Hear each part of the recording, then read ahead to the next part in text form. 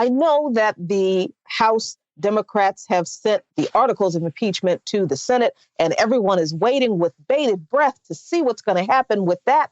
But you know what I did? I finally read the poem that was recited by youth poet laureate Amanda Gorman at the inauguration last week. And I just have to say, no, just no to the whole thing. Now, before I get to what I have to say about the poem, I must tell you that I even bothered to read the thing after I saw a cartoon meme that someone made of Gorman presented as a superhero in her beautiful yellow coat, seeming to float in the air, cradling a frail and battered elderly white Uncle Sam, as if she is rescuing him from whatever battle that beset him and delivering him to, I don't know, somewhere better. To me, that was another spin on the Black girl magic and Black women saved America or democracy trope. And sadly, this time using young Gorman as the savior. And that ought to let you know how I see this poem.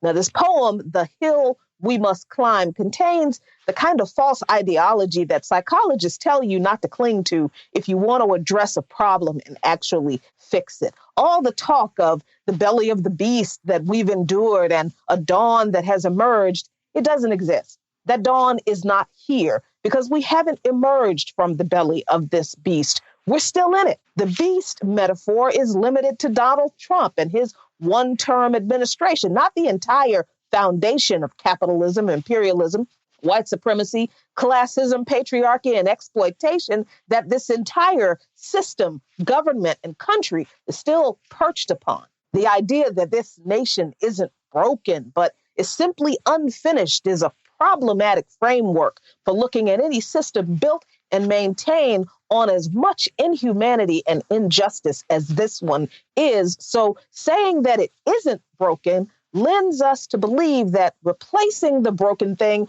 isn't really necessary. See, it's just unfinished. So we just have to keep going with what we have and it'll work itself out as it matures. But do we seriously want this evil system to mature any more than it already has? Is that really the message people are okay with? And why should we continue to tell our little Black girls and boys that they should dream of becoming president of such an evil system? Why is that still the dream we're validating rather than dreaming to dismantle this evil system and speaking that into reality?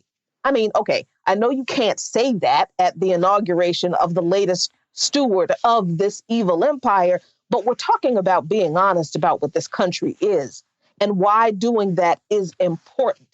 So we can't get to a better country by pretending that this present system is worth defending, preserving, or representing in any way or by anyone. A young Black woman reciting a bad poem at the presidential inauguration of this system doesn't make that any less true. This whole idea of not looking at what stands between us, but what stands before us instead, and how we must first put our differences aside and lay down our arms so we could reach out our arms to one another. That's the kind of talk that liberals love, signaling to them that it's okay to ignore the violent, exploitative, and white supremacist ideology that still influences domestic and foreign U.S. policy and the injustices they spawn against the working class, poor, and people of color all over the world. Nothing to see here, folks. Let's just lay down our arms and reach out our arms to one another and seek harmony without actually talking about whose armaments are really the problem. Hint. Not ours, not yours and mine. All the imagery evoked from verses proclaiming that everyone around the globe knows how we tried, even though we were tired, and the scriptures telling us that everyone will sit under their own fig tree and not be made afraid, and no victory is in the blade. Oh, that's all rich. It's rich coming from the inauguration for someone who hasn't lifted one sanction against any country, striving for true equality among its people and in the sharing of resources and international solidarity against U.S. militarism and imperialism. It's rich and it's empty and it's absolute fiction as to how the people of the world really see us sitting here in the belly of the still imperialist beast, the world's greatest purveyor of violence, still willfully lulling ourselves back to sleep by the soothing syntax of a poem as full of fiction as the myth of American exceptionalism itself. Gorman asks toward the end of her poem, how could catastrophe possibly prevail over us, going on to assert that we will move on to a country that is bruised but whole, benevolent but bold, fierce and free. And not only is none of that true, but the problem is that the catastrophe continues and will not let up as long as the actual nature of this system is ignored. And that's the problem with the poem and the tone of this entire administration. Really, this idea that America has healed from the wounds inflicted by Trump alone, and that Biden and his multicultural administration is the soothing medicine to unify a fractured nation.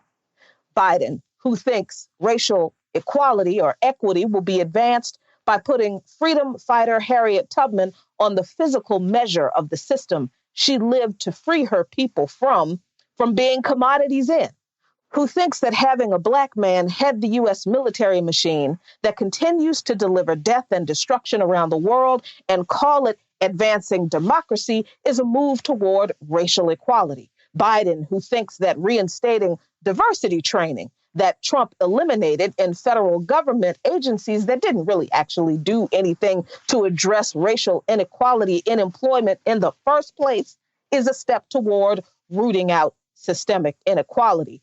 Joseph Biden, who is bringing in an administration that is just as committed to capitalism, militarism, and American exceptionalism as the last one was, and as the one before that was, and the one before that. Sure, the inauguration poem was pleasant, but it was also full of the kind of false ideology that an empire like the United States relies upon to keep too many of us focused on mythical, magical solutions, rather than the brutal truth of the nature of this empire and what it really does to all of us.